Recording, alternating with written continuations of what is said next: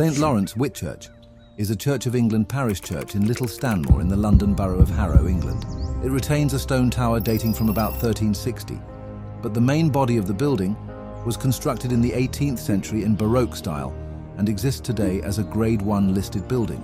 The original medieval church was reconstructed by the architect John James, working for a wealthy client James Bridges, who was later 1st Duke of Chandos.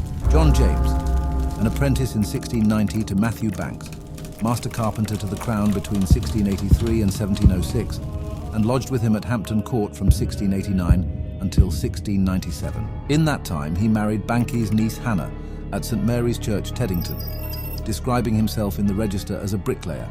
James would go on to design many notable buildings, including St George's Church, Tiverton, St George's, Hanover Square, St John Horsley-Down in Southwark, and St Luke, Old Street.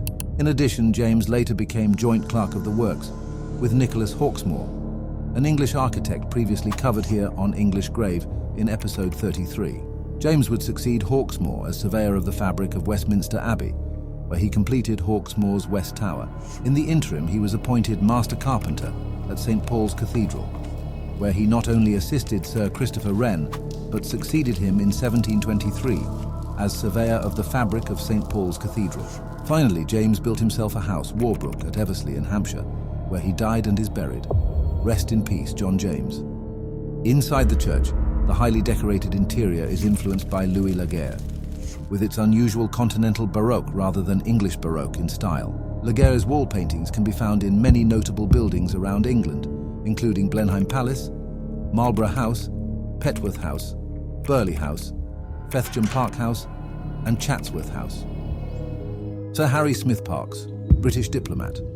He gained recognition as a 19th century British diplomat, serving in Asia during high-tension times that led to wars. Following studying the many languages of the Chinese, he joined Sir Henry Pottinger in the Yangtze Campaign of 1842, which brought the First China Opium War to an end, and as a 14-year-old, he witnessed the last battle of the war and the signing of the Treaty of Nanking. After 1846, the wars with China were greatly impacting England's foreign imports trading of tea, opium and other supplies. In 1854, he travelled to Siam to assist Sir John Bowring in the negotiations with a British treaty with that kingdom. On October 8, 1856, he was involved in an incident with a British-registered Chinese-owned ship, the Arrow, and whether or not a British flag was flying on the ship. Parks stated the flag was flying, but the Chinese said it was not. If the flag had been flying, an insult to the British would have occurred when the Chinese police boarded the ship and arrested the mostly Chinese crew for piracy and smuggling. In retaliation, Parks sent a fleet to fight after the incident, and this marked the beginning of the Second China Opium War. As a result, ancient Chinese palaces were destroyed by the British, and he was severely criticized in Parliament. On 19th May 1862, Queen Victoria made him a Knight Commander of the Order of the Bath, KCB, for his services. Parks left England in January 1864 and arrived on 3rd March in Shanghai, where he assumed the position of consul, which he was previously appointed to on 21st December 1858. From 1865 to 1883, he served as envoy extraordinary and minister plenipotentiary to Japan. While in Japan, he initiated road improvements, a railroad system, lighthouses, communication with telegraphing, and advisors for the Japanese Navy. He returned to England for the period from November 1879 to January 1882, and in 1881 he was made a Knight Grand Cross. Finally, he returned to China and was appointed Minister Plenipotentiary to the Chinese Qing Empire and Minister to Korea. With heavy workload, he died after being ill for a short time with malaria. He has a memorial in St Paul's Cathedral. Rest in peace, Sir Harry Smith Parks. William Powell, the harmonious blacksmith, who was buried 27th of February 1780, aged 78 years. He was parish clerk during the time the immortal Handel was organist of this church. Erected by subscription, May 1868. Handel's suite for harpsichord in E was given the name of the harmonious blacksmith because of the story that the composer took shelter from the rain in a smithy and was inspired to write his tune upon hearing the hammer and anvil. Unfortunately, this is untrue. However, the legend began 3/4 of a century after the composer's death, when an anonymous writer to the Times started the falsehood. This was compounded by two men named Henry Wilde and Richard Clark, who found an old anvil in a smithy near Whitchurch and fabricated a story to identify William Powell as the fictitious blacksmith. In 1868, the people of Whitchurch subscribed him for the current stone memorial. Note the hammer and anvil on the carving. Also, it was claimed that Handel was the organist of St. Lawrence's, as the inscription claims, although Handel was in service of the Duke of Chandos at Edgware, only a mile away to the east. Rest in peace, William Powell. Are you fascinated by history's mysteries and the untold stories of those who came before us?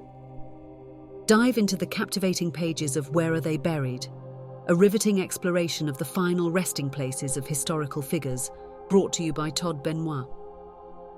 Whether you're a history buff, a curious explorer, or simply intrigued by the mysteries of the past, Where Are They Buried? Is a must-read for anyone eager to uncover the hidden secrets of history's most fascinating figures. Unearth the secrets of the past with Where Are They Buried? Available now.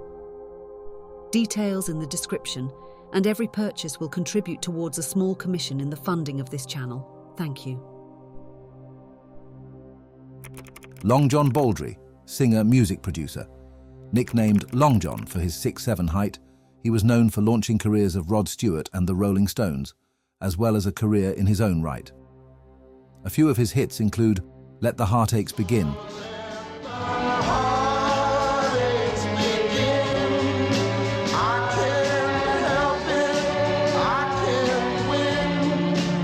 also, Don't Try to Lay No Boogie Woogie on the King of Rock and Roll. Try to lay no boogie woogie on the King of Rock and Roll.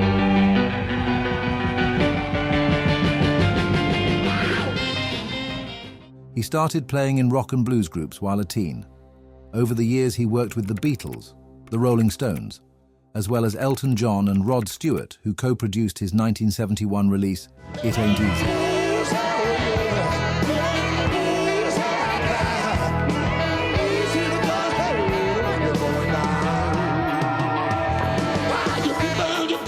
He moved to Canada in 1980, where his music was already popular, living near Hamilton, Ontario, where he played at Festival of Friends, along with other events. Following the murder of his longtime friend John Lennon, he spoke to a huge crowd at a vigil outside Toronto City Hall. Baldry released albums and did live performances for the CBC's Saturday Night Blues program. Into the 1990s, he lived in Vancouver. He was well known as a heavy drinker and occasionally missed shows. In April 2005, he suffered a serious chest infection, which he didn't recover from, and died 4 months later at age 64.